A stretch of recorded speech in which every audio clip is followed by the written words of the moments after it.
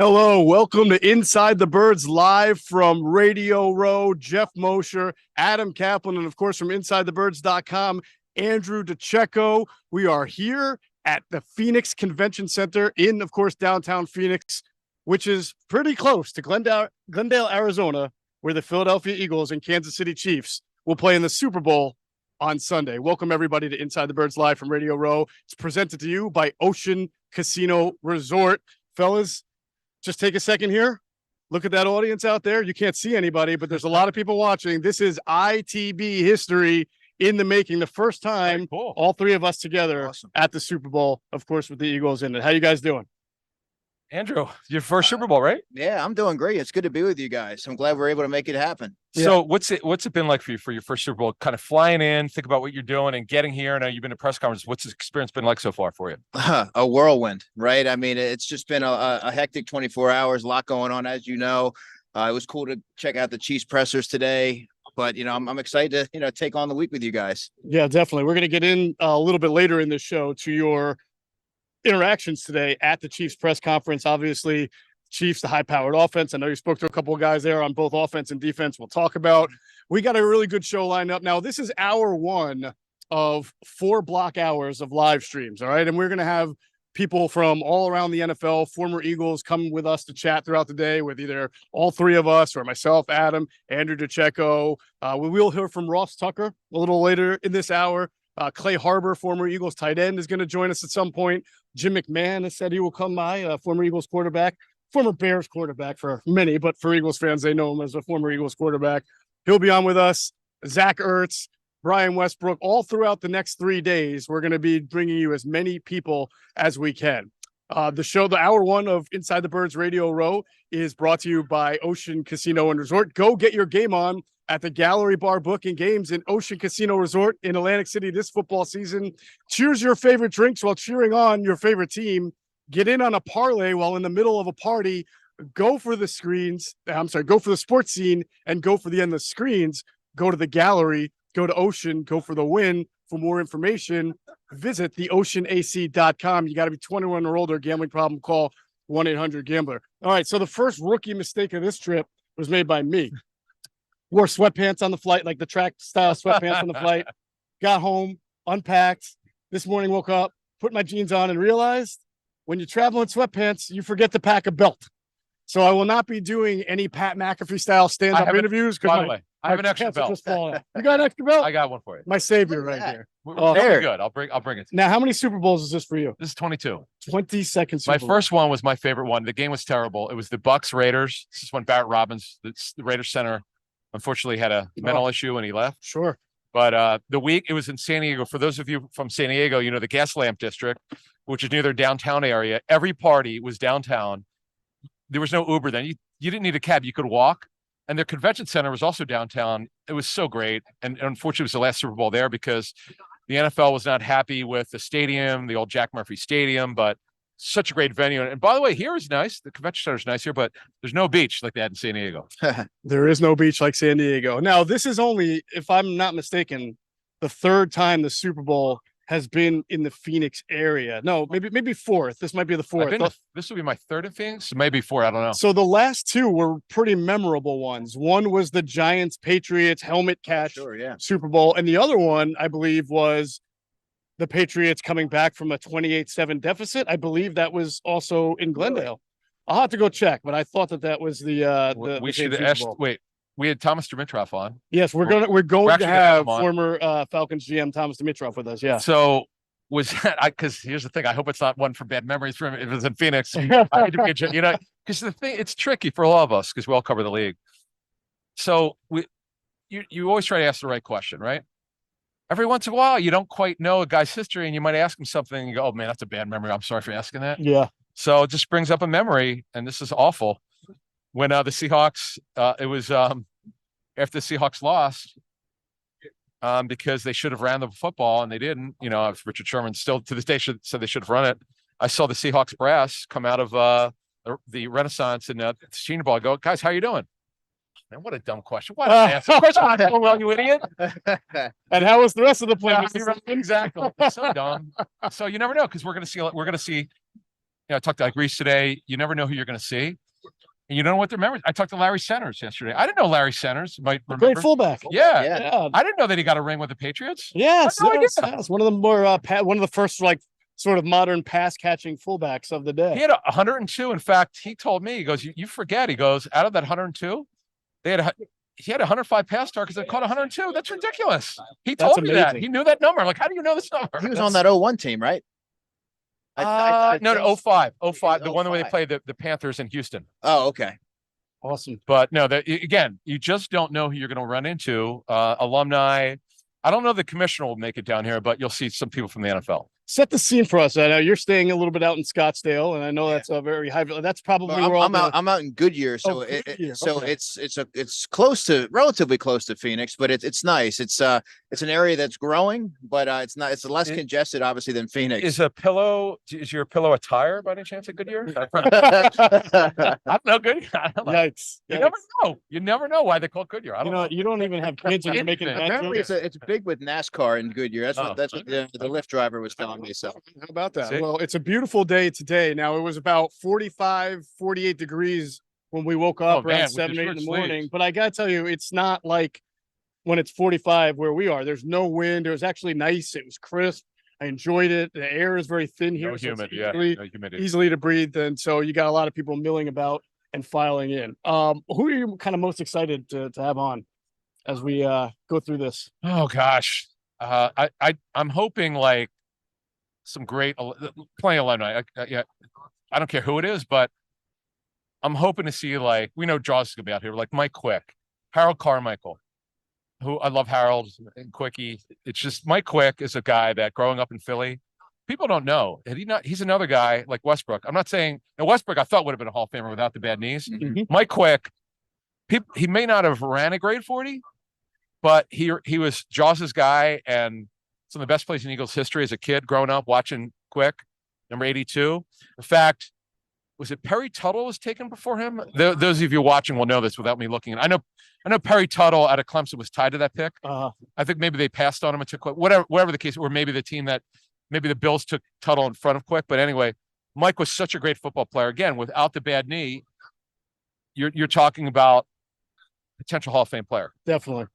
All right. I want to thank real quick our buddy from Public Square Media, Jimmy Hyde. He's producing the show on the back end. We really appreciate it. Hope everything this week goes off without a hitch. So far, so good. I don't want to jinx it, knock on wood. But as usual, if you do have a question for us during our live streams, I believe you have a chance to leave a question and Jimmy can connect through us through either chat or a text message, and we'll try to answer it because I know everybody's got a lot on their mind.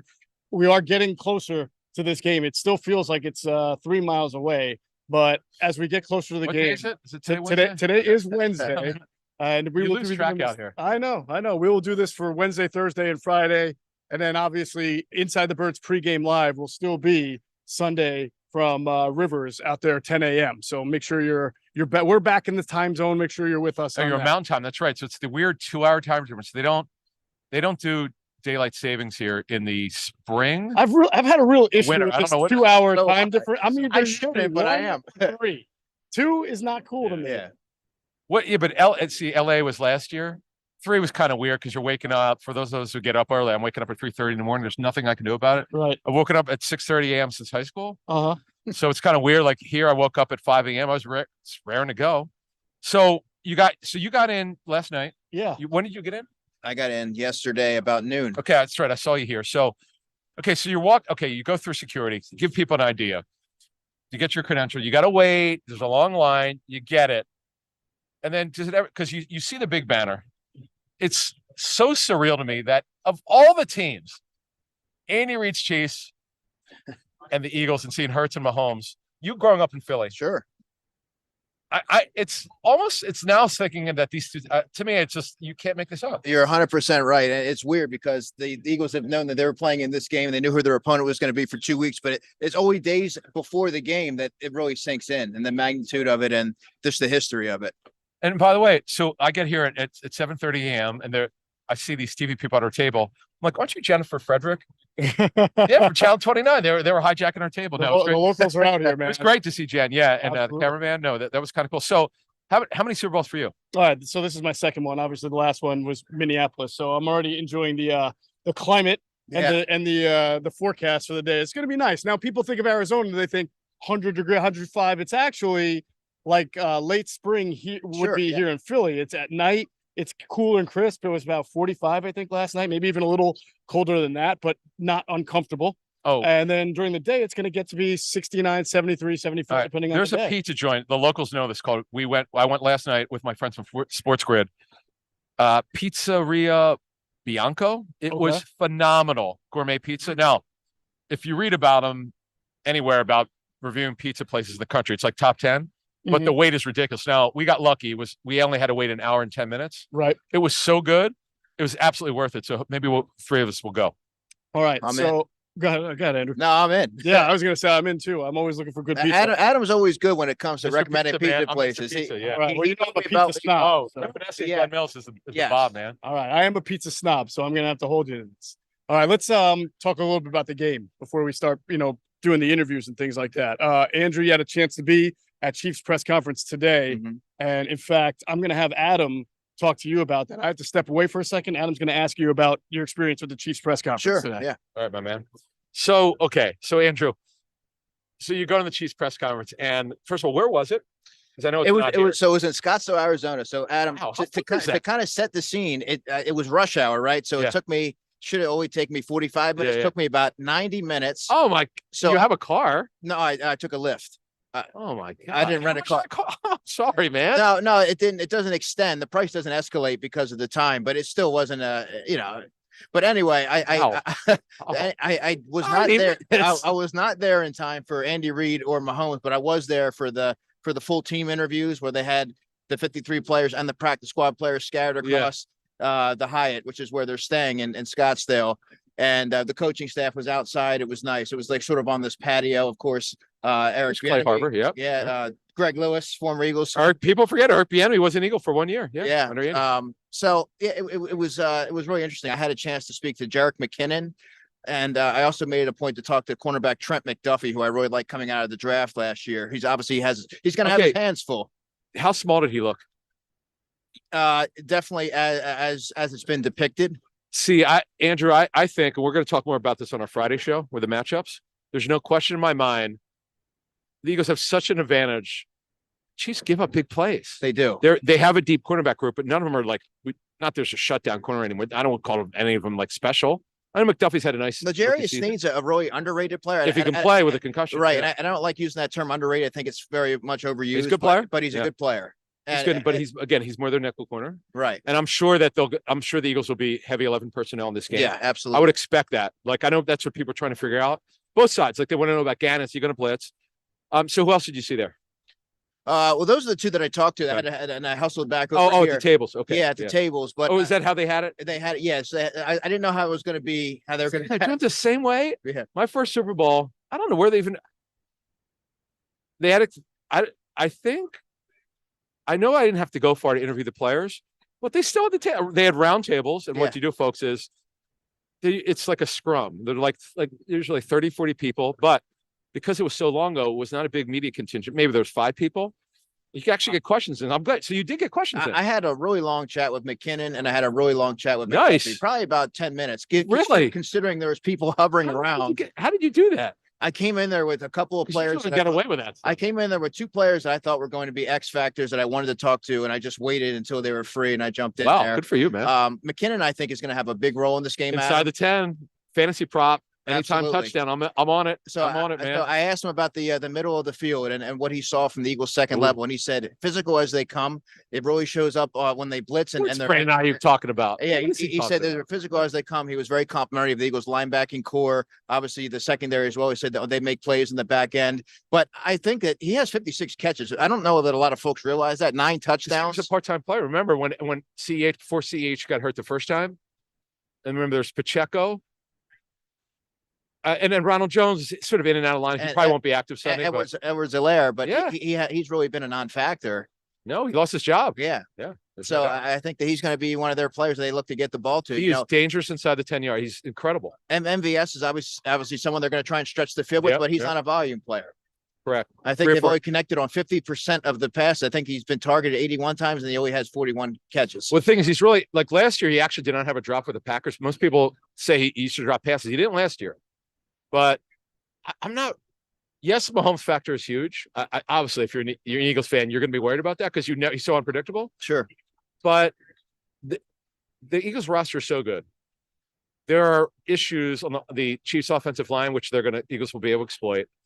I see why the Eagles are a favorite in here. Like, it's a neutral field.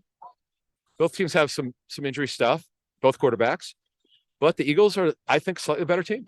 absolutely. I mean, top to bottom, they have the more complete Right. roster. You can argue that. I mean, it's inarguable that the Chiefs have the better quarterback in this matchup. But at whatever percentage he is, I mean, I think you would probably take Jalen Hurts in that matchup. It's funny. We were talking to PFF yesterday, and we're going to talk to them again on our show here. And I remember the one guy I was talking to, Steve, said that he said Mahomes, though, he actually is picking the Chiefs. It was surprising to me, and he said it's just a Mahomes factor because he acknowledged Eagles defense is pretty good, but he thinks there's stuff you could exploit. Okay, I mean, look, they're looking at the data. I get that, but it's hard. Those two veteran corners the Eagles have are so good. Absolutely. It's kind of funny, growing up in Philly, the ineptitude of the Eagles cornerback group for well over a decade because they just didn't draft well and they stopped drafting them. Right, exactly. Lito and Sheldon were the last ones they draft homegrown players. Yes, right. Yes. I mean, okay, Jalen Mills, That was a nice 16. story. It was kind of hard to believe. But yeah, look, in the end, the Eagles have a better roster. The coaching is very good. Do you see a separator in this game at all? I really don't. I'm trying to find one. I'm hard pressed to find one. Well, I don't think it's talked about enough. Obviously, Mahomes elevates the performance of those around him, but they don't. Outside of Travis Kelce, they don't have someone. He's a mouthful now. He is, and that's not.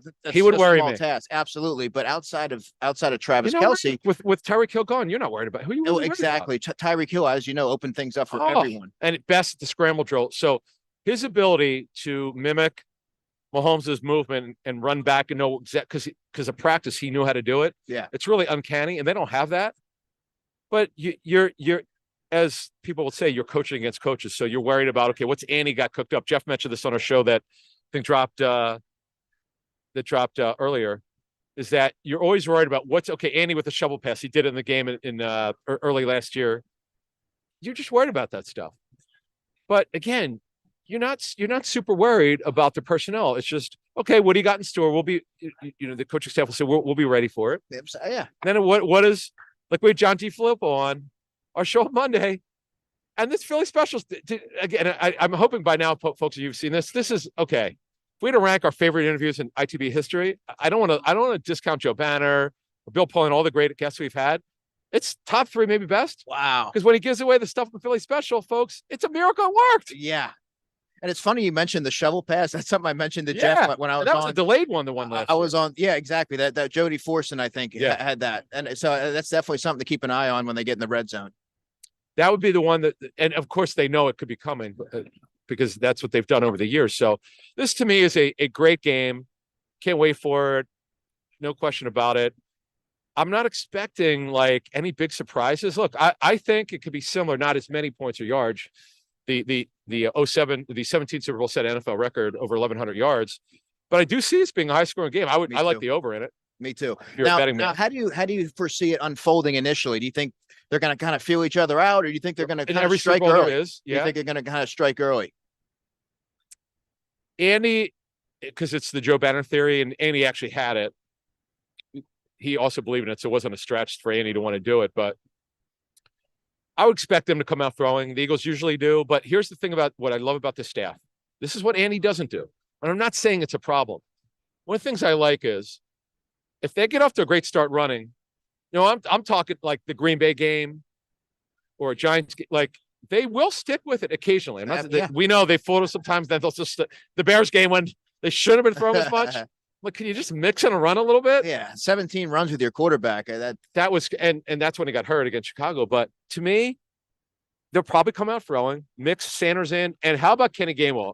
Did you like his tape of Memphis? I absolutely did. What did you like about him? Well, I like his short area quickness, and I like his burst. He's not necessarily, he doesn't have home run hitting speed. Right. but I thought that he was a pretty well, like a complete player. I thought he'd be a good number 2 running back in the league. And Which he might be now. yes, obviously. Getting there, yeah. right? But I don't think that, given his performances in the playoffs, I think you might see a lot of folks that might have the green colored glasses on and think that he can necessarily be a starting running back. But I think that would limit his effectiveness overall. And I think he'd be a complementary piece for a 2-headed rushing attack. I got to take a look at the props because I'm very curious what the prop would be for Gainwell. I think he scores in this game, Adam. Do you really? I do. I think he's going to get the Boston Scott treatment. I think he finds the end zone. Really? Okay. All right. I just have this weird feeling. I love his role lately. I don't know why it took him so long. We know that the training camp had some issues, but the kid's super gifted. I still want to see more in the passing game. Yes. He did a nice job when he's been asked to do it lately, but I want to see him the full package. We'll see this next year. We'll see him be more of a pass catcher next year. Because remember, Boston Scott's contract's up. Sanders is up. The only 2 running backs under contract are Gainwell and Trey Sermon. Yeah, and Trey Sermon, we don't know what the future holds. 2 carries against Jacksonville. They never played again. Come on, man. I get it. They have a lot of running backs. I understand, but I love this. I love this matchup. It's so intriguing.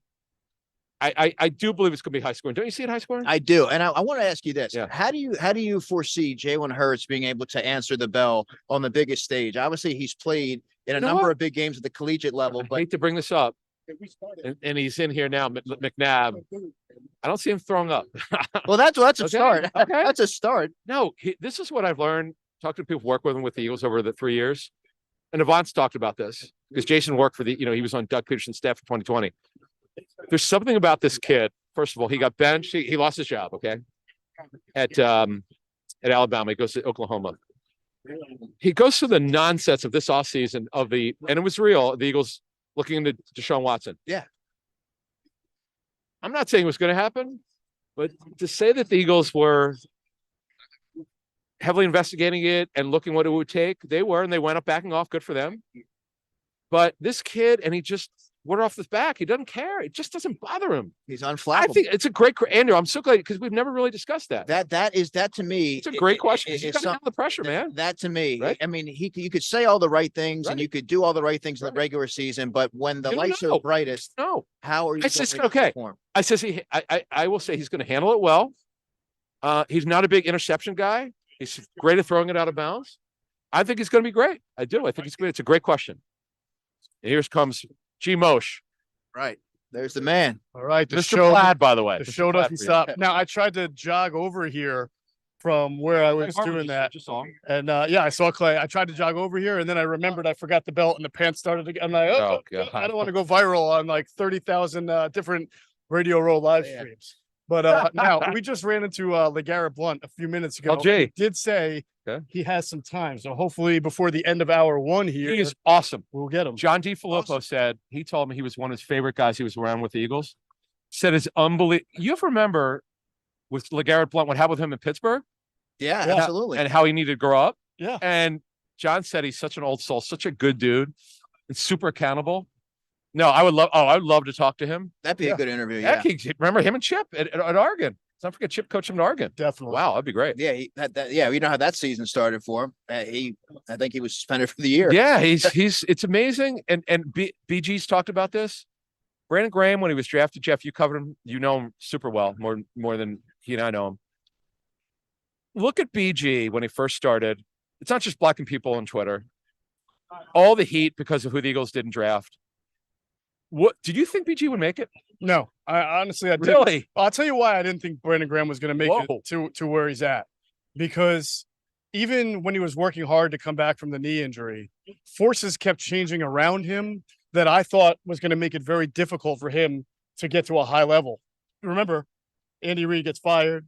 Well, first of all, even before that, when they bring Jim Washburn in, they brought in Jason Babin and Trent Cole, where you're kind of bookend wide 9 defensive ends, and Brandon and Vinny Curry were sitting there waiting to see if they would ever get their turn. And then when the Andy Reid era ends and Chip Kelly begins, the first thing you hear is, well, Billy Davis is going to run a 3-4. And the first thing you think of is, well, Brandon Graham is not a Sure. 3-4 Well, outside linebacker. Exactly. Well, he And also by the can't way- play with his hand down in base. He's Right. And by the way, we were all right because Chip Kelly tried his damnedest to get rid of Brandon Graham. Did he? He wanted Travis Long. Oh, you're right. The Yeah, linebacker. the length Yeah, of he had like he's all about length. he tore his ACL 3 times. Chip, like what? Chip and his guys. Dave Ball, the receiver from New Hampshire. Dave With Ball, a Oh, giant man. cactus and Jeff Mail, the mailman. Jeff Mayo from Oregon. But he unfortunately didn't deliver Scored a the mail. touchdown in a blowout in Denver. He had some good- MEHL. What a weird name. yeah. It's But coaches when they bring their guys in. But so the amazing story of Brandon Graham, if you think about it, is that not only did he finally get his opportunity in a 3-4 under Billy Davis and Chip Kelly, he floored him. He really started to play well. He started to understand some coverages. It was a rocky start, if you guys remember. I mean, they started off 2-5 or 6 Sure. that year. That Denver blowout was not good. That was Out one of there, those- out there, right? Yeah, Out I in was Denver, out right? there. Out in Denver. I Yeah. mean, it looked like that defense was a mess. But then as the year went on, he started to make plays, started to get comfort, and he really kind of came into his own under Chip Kelly as a talent.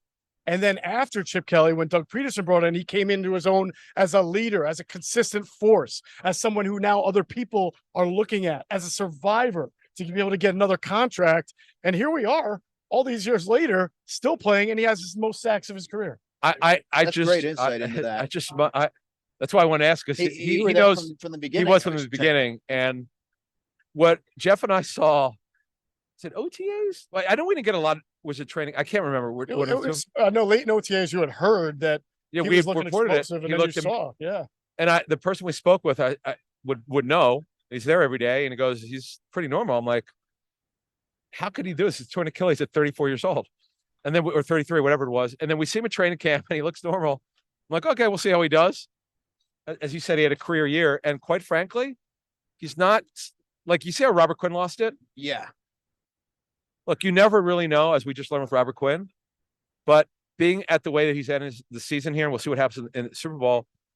Obviously, if he wants to go back, they would take him back. He's not going to get paid very well because they have a lot of challenges. Right. But why you would bring him back, right? You know, there's a lot of guys who I thought you could never see ending their career with someone else. Like I would have never thought Tom Brady was going to end his career in Tampa. Yeah. I never thought when I was a kid that Joe Montana was going to end his career in Kansas City. I How think about is right. Brian Dawkins? Or Brian Dawkins in Denver. Oh man. But I will say this: I'd be more than a little bit surprised if Brandon Graham didn't end his career as an Eagle. And remember, I think they learned a little bit from the Brian Dawkins departure. And then the second thing is that's Howie Roseman's first ever That's draft right. pick That's as right. GM.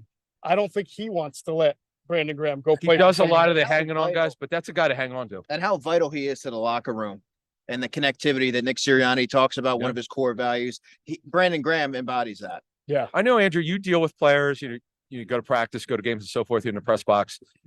When you first heard about the connection stuff, we actually talked about it on our first show when he got hired. And we were kind of giving the bird's eye view of what we heard about him. But until the guy actually coaches, you just don't know. Did you think this guy was authentic? Absolutely. Well, not initially. Not Why? because Don't say the press conference. well, no, but it's you never know how it's going That's what to I mean, material. right. You never Sure. know how it's going to material. How his words are going to resonate with the locker room. But you start winning, and that changes a lot of things. But you see the buy-in, and you see you get the right guys in there that love football and are all about winning, and that's really has sort of it's been the right recipe for a winning football team, and they all really are buying into what he's saying. Let me ask you this, all right? Because oddly enough, there's so many weird parallels with this team. Brandon Graham almost was a New York Giant. Okay. Yeah, that's and right. He came back to Philly. Now, a guy who was a New York Giant, James Bradbury, Yeah. is here in Philadelphia.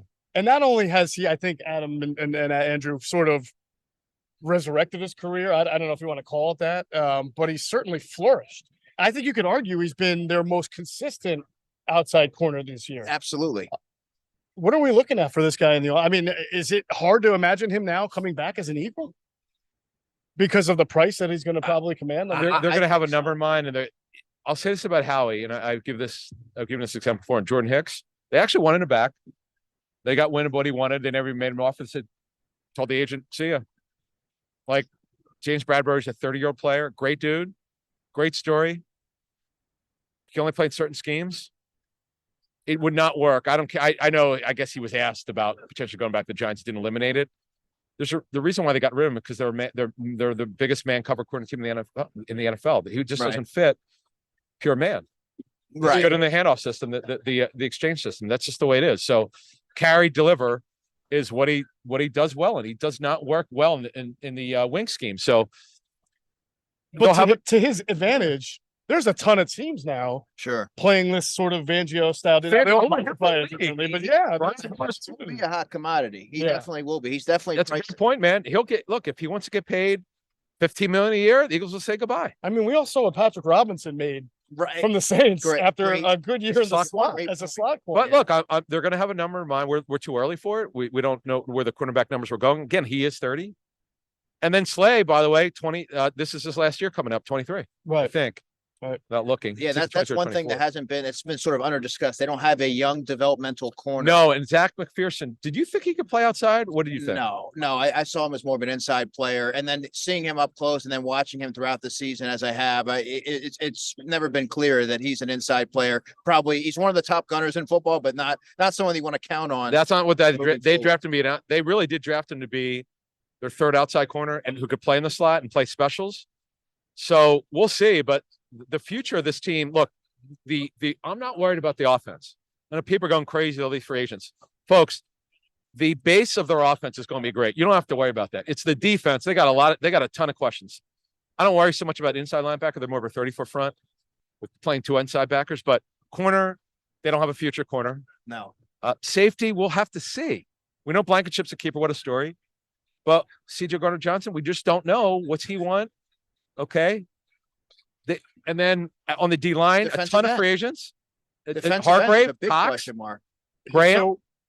So I think this is what the Eagles have to do this off season. And not obviously we're already talking about off season, but a lot of people are thinking this in their minds because they understand that when you have a young quarterback playing at this level and some good young offensive line and defensive line talent, that this thing can be the new norm, as Doug Peterson once said, maybe could be this year. So we are thinking a little bit about moves.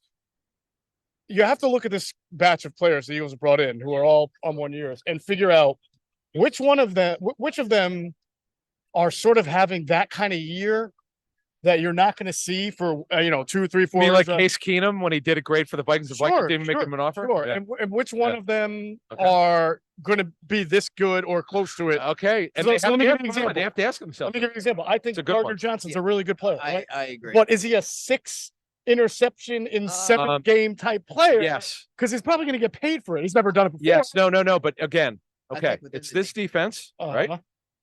He's unbelievable tracking the football. Look at the Eagles' interception rate after he got hurt. Blankenship against Rodgers.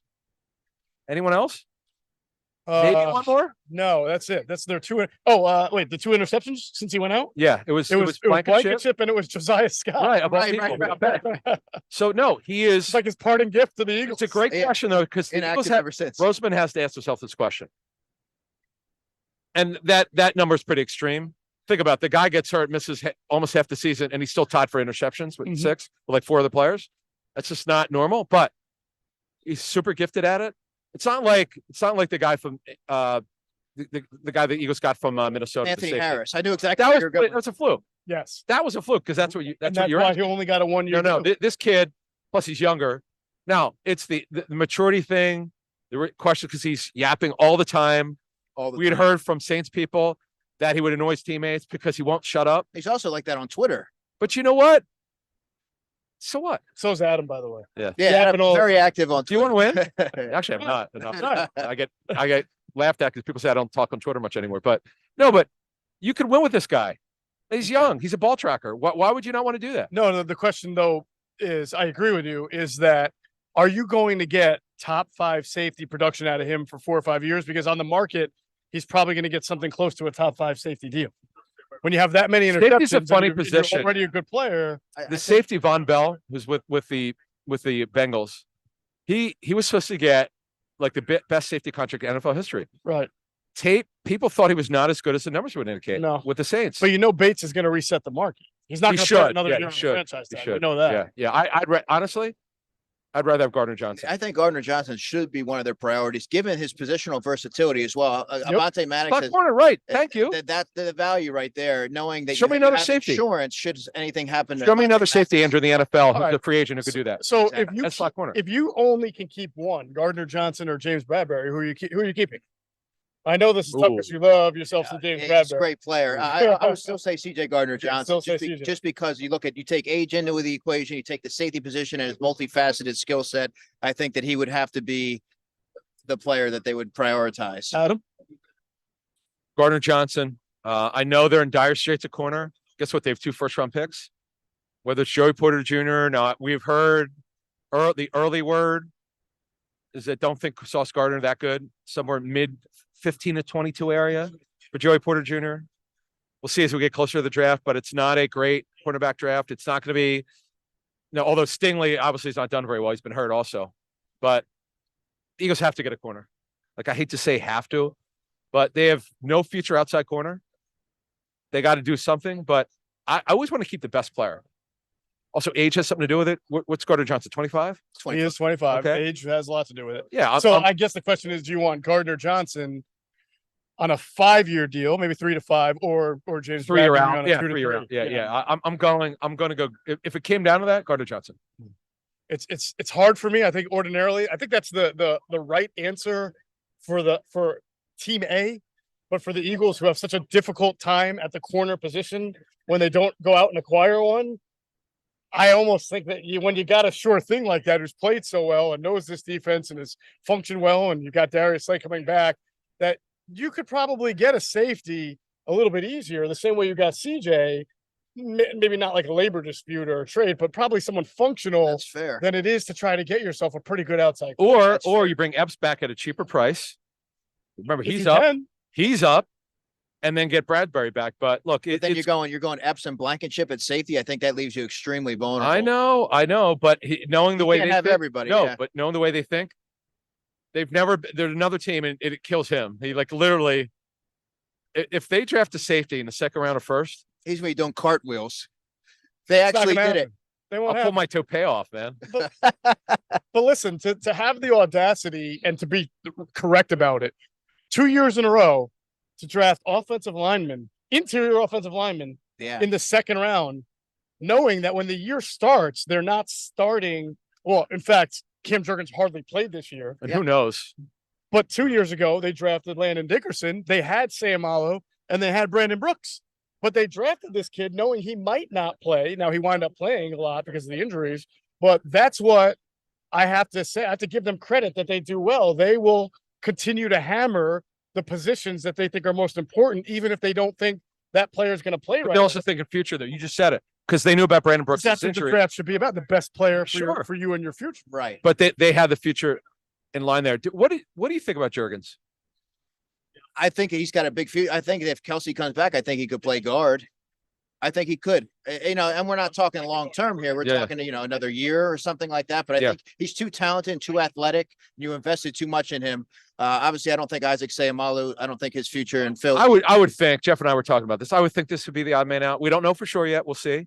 But if someone's got to go, it would be him. Yeah, I think He's a good player, by the way. A very good Isaac's player. a good player. One of the most underdiscussed Eagles, and that's a good thing. A lot, your All right. interior lineman. Does he get a big V contract? Yeah, I think so. Does he get a big V contract? $10 million a year. Well, Big V got a contract to play tackle. Now he wound up moving to guard. True. Good point. I think Isaac's going to get a contract to play guard. Yeah. But it's going to be a sizable contract. He's going to be a top 5 paid guard in the league because he's going into free. And agency. he can play tackle. When Vaitai signed his contract, he was like a top 7 paid tackle. You know how Top 5 guard? You know how free agency works, my friend. I do. It doesn't But mean he is the top 5, but when you're the top yeah. guy in is there a better guard that's going to be on the field? the only thing I'll say about that is, and this goes back to before I was actually covering the league. Remember, I used the Alvin Harper example. Something happens with these Super Bowl players that get superior overpaid, like way over market because he's going to help our locker room. We just won a title when the guy's really not that good. Now, Isaac is a below Pro Bowl guard. He's in that just before Pro Bowl, right? I always call it the rung below Pro Bowl. He's a good player. When usually a player who's good, not great, but like on the cusp or right. I'm going to use Christian Kirk as an example, not a Pro Bowl caliber wide receiver with Arizona, but certainly one that people thought was good. Yeah. he found a team that had an abundance of money to spend. Isaac Seumalo plays a premier, but I mean, everybody's trying to get better on the offensive line. Absolutely. And there's a lot of teams with a lot of money. He is 29. He's going to have multiple Wow. suitors. Yeah. That always drives that. There's no way he doesn't get Big a huge injury. contract. Big injury. That will be Big a injury. factor. 29 That in will the factor injury in. history, but I don't see it you like you can't do. dismiss his performance this season. He's been dominant. No. I'm telling you, he's going to get one. He's going to get one. All right. Dickerson, I just want to say Dickerson has surprised me. Now we could argue whether he should have been a Pro Bowler, but I didn't know if the knee would hold up. I know he has these little flashes of, wait, is he hurt? Is he not hurt? He leaves the game for a play, whatever. But no, he's a stud. All right. We're getting close to the end of hour one of the Inside the Birds live stream from Radio Row. We have already talked to a few guys. We're going to be talking soon, maybe hour two for Clay Harbor. LeGarrette Blount's been around. He has told us he's going to come on. So we're hoping to get LeGarrette Blount pretty soon. And we're going to have a bunch of other interviews throughout the day. Want to remind everybody that hour one has been brought to you by Ocean Casino Resort. Now get in on the action with the Gallery's $10,000 big game sweepstakes at Ocean Casino Resort in Atlantic City, Sunday, February 12th. All you need to do is place a sports bet at the Gallery, and you'll receive an entry into your chance to be one of 5 winners. Prizes include tickets to Aaron Lewis and an overnight stay, $1,000 free play, tickets to your favorite concert or game, and the grand prize, a 3-night stay at a luxurious suite and a $1,500 Ocean gift card. The Gallery's $10,000 big game sweepstakes Sunday, February 12th, only at Ocean Casino Resort in Atlantic City. For more details, visit theoceanac.com. Must be 21 or older. Gambling problem, call 1-800-GAMBLER. Sunday, February 12th. Is something else happening big that day? Something I heard it. Yeah. There's something going on. The big championship of professional football. Yes. Yes, definitely a big game. Yeah, we can only describe it like that. The big championship of professional football that the team from Philadelphia will play in against that team from Kansas City. And it's Nick Sirianni is the head coach of the Philadelphia team, and Andrew Reid. Or if you saw him, Walter Reed. If you saw him in the punt, pass, and kick, Andrew Ried. Or they spelled his name wrong. I remember that. R-I-E-D. Remember that fat helmet? But nobody notices that because they're noticing that some 5'7", 210-pound 8-year-old is out there. Folks, if you've never seen this, was that the first Monday Night Football game? I know it was Monday Night Football in 1970 or 71. Yeah. Versus the Ants. It's unbelievable, man. Redzilla. Big Redzilla. Yeah, Big Redzilla. There you go. All right. So, again, next hour 2, we'll have a couple of interviews. We already have one. We're going to leave you right now as we finish up hour 1. I sat down with Ross Tucker a little earlier, and he had a lot of great things to say about the Eagles, Chiefs, offensive line, and the Super Bowl coming up. So here it is, our interview with Ross Tucker. We're here with none other than Ross Tucker making his Inside the Birds debut. Very good to have you on. We've tried to make this happen for a while. No, you It's our haven't. fault. No, it's you our haven't fault. tried to make this happen. I have volunteered You to have. be on this show, Inside the Birds. I love going on Eagles podcast because it's so funny. You'll appreciate this, but like when I talk Eagles, it doesn't feel like work because I grew up in Reading. You know, I do the preseason games on TV. Like I grew up a big Eagles fan, even though they never wanted me. So that's why I love when I go on the local radio, WIP, and all the other Eagles podcasts, because that's like fun to me. Now, when I'm like on the Cleveland radio station or when I'm over there, that's work. This is not work. Definitely. But listen, you are, before we get into this game, work. I mean, you podcast, you have a great podcast, Ross Tucker podcast, Yeah. right? You're on radio. I hear you on WIP. I hear you on national radio. You Yeah. do college games. Yeah. You do NFL. So like when do you just kind of settle down, go to bed, have a sandwich, and you're not thinking football? After the Super Bowl. Oh. I know legitimately, once the Eagles preseason games start in August, okay, I work 7 days a week until the season ends because I do a college game on Saturday or I'm traveling on a Saturday to go to an NFL game on a Sunday. But I honestly, Jeff, I don't ever call it work. I don't look at it as work. I've never once said to my wife, I got to go to work. I'll say to her, I got to go do a show. I got to do a radio hit. I got to do a game. But I never call it work because a lot of people watching or listening to us right now, like what they do is work. You know, Yes. This is not work. This is a really nice way to make a living. Yeah, it definitely is. You get to talk football. You're around the area, around the team that you grew up watching, the Eagles, and they're obviously a very good team this year. So here's how it worked. We saw you in Miami.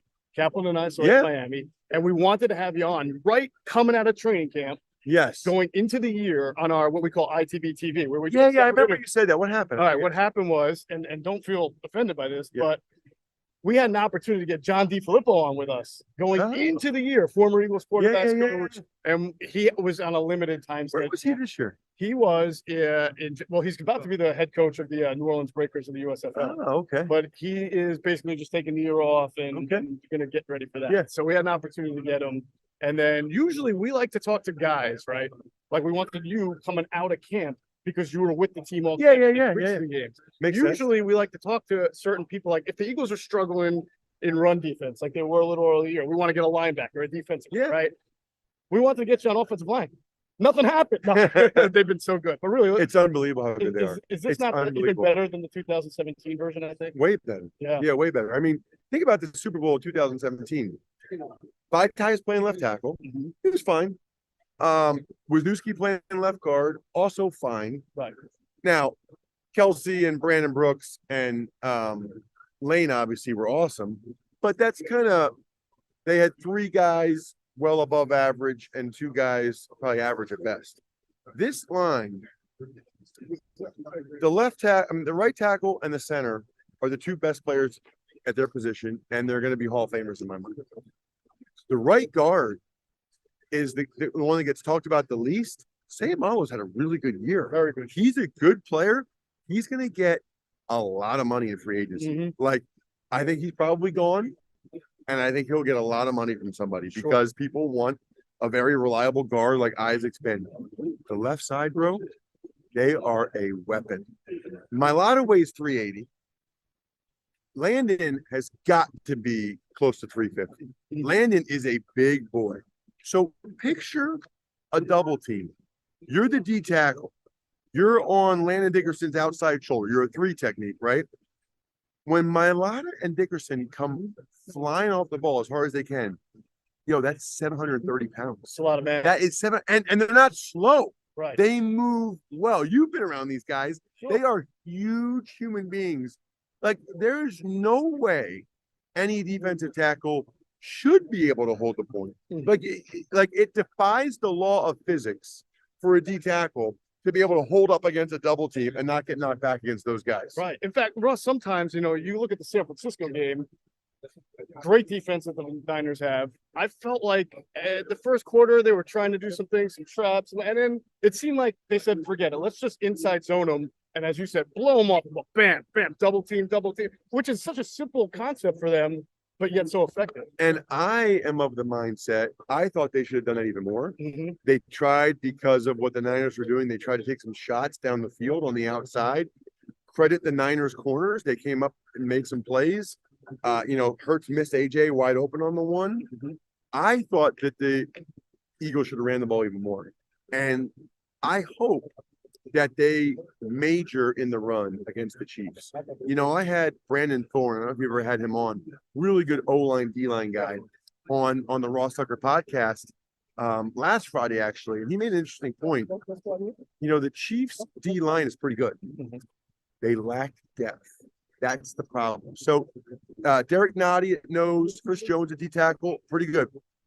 You get into their second D tackles, you get into their second string, there's a huge drop off. That's bad. I mean, good for the Eagles. Yeah. Bad for the Chiefs.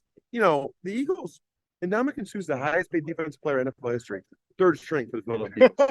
Robert Quinn had 18.5 sacks last year for the Chicago Bears. 3rd string for the Philadelphia Eagles. It's amazing. The Chiefs don't have that. So I think the Eagles come out, and at least they should, pound them, wear down Nottie, wear down Chris Jones, and it might not show till the second half, but eventually at inside zone play, they'll just start to wear them down. Conversely, though, if I'm Spags, I'm loading up, man. I am loading up against the run. I am forcing Jalen Hurts to beat me deep down the You field. force him to keep in the running game. Are you crashing hard with your defender saying, Yes. don't play both, Yes. play the quarterback, make him keep the ball? I think if I were playing against the Chiefs, the Eagles, I would make Jalen Hurts beat me in every way. So number one, any read option, I would make him pull the ball and run it himself. he hasn't looked as good running. I don't know what it is, but he hasn't looked as I'm thinking explosive. the shoulder and the hip. Yeah, it was a shoulder injury, but it's weird to me that he just doesn't look as explosive running the ball. Right. Looks a little bit more hesitant. I would make him pull it. I'd make him run, and I also try to make him throw it as much as possible. You know, if Jalen Hurts beats you throwing the ball deep down the field to AJ Brown, Devontae Smith, and they get some big plays, I can live with that if I'm the Chiefs. I can't live with just letting them run me over. Right. Let's flip it. Andy Reid, you know him well. You've been around him, the whole organization. Obviously, one of their most talented teams. Different kind of team without Tyreek Hill. Yeah. But I imagine, because we get told this all the time, the fans say, if you just stop Travis Kelce, then they really don't have any. And I always say, I think every single defensive coordinator says that each week, and it doesn't happen. Why doesn't it happen? Easier said than done because of the freedom that they give him. Yeah. He's basically, if you watch him, he's not even running routes half the time. He really just runs, looks for space, turns around and catches it. You know, so if you're playing tight on him man to man, he's a good enough route runner that he'll break away and get space. If you're playing zone, he's so good at just sitting down in the open space, turns around, boom, Mahomes throws it to him right away. When you're that big of a target and you're in the middle of the field and you have that kind of freedom, it's really hard to stop. I was actually curious, like from my time in New England, you know what Belichick I think would do to him? I think he would put like Bradbury on. I really do. I think Belichick would say he's a wide receiver. Travis Kelce, number 87, is a slot receiver. Bradbury is covering him man to man. And say, we're going to put one of our bigger, better corners on him. I don't see Gannon doing that. I don't think that's going to happen. Yeah. But it is interesting to note that that is one way you try to take away a guy like that. All right. Who wins this game? I like the Eagles. I'm nervous about it. I'll tell you why. I think it's going to be a close game. I think it's going to be a good game. And so if it's a close game, we've all, Jeff, seen Mahomes make that clutch play late to win. You don't have to have the ball with like 25 times, right? We haven't really seen Hurts do it. Has Hurts, like, what, the Colts game maybe this year? He had a Colts drive? game is one. Is there any other time where he's had to make the key play late to win and he's done it? Well, that reminds me of when Doug and Belichick met before the Super Bowl 5 years ago. And Bill says to Doug, you know, I tried to find tape of you guys behind to see what you do, and I couldn't find any. And then that's sort of like this Eagles team. You're not going to find too many situations where Jalen had to drive the field to go ahead and score a touchdown. It's a good point. And so that's the part that makes me nervous. Yeah. That said, the Eagles have been the best team all year. They have the best O-line. They have the best D-line. Unless turnovers notwithstanding, unless Mahomes just has a magical night, I think the Eagles win. I'm going to call it 27-24. 27-24. All right. So some decent amount of scoring. Yeah, I think so. Field goal at the end, maybe. Yes, whatever it takes. All right. Before I get you out of here, I got to ask you, are my Nittany Lions ready to ascend now? New quarterback, great team coming back. You know what? This is they got a heck of an opportunity. Singleton, O-line. Singleton's from Reading. Yeah. Reading boy. Yeah, man. I think they got a chance to be very, very good. Yes. All right. Yeah. All right. Maybe we beat Michigan and Ohio State good. If they're good, this is the year. All right. Tell us where we can hear Ross. Yeah. I know 1,000 places. Yeah. Just check me out. Just check me out on social media. That's the key. At Ross Tucker NFL. I'm everywhere. I think Twitter, Instagram, Facebook, TikTok. So I know you're on one of those. He is everywhere. So go to at Ross Tucker NFL or check out the Ross Tucker Football Podcast. Or if you like betting, the Even Money Betting Podcast. All right. There you go. Ross Tucker, everybody. Thanks for making your ITB debut, Ross. And not my last. I'll be on again, hopefully. He absolutely will. All right. Take care. Thanks. Yeah.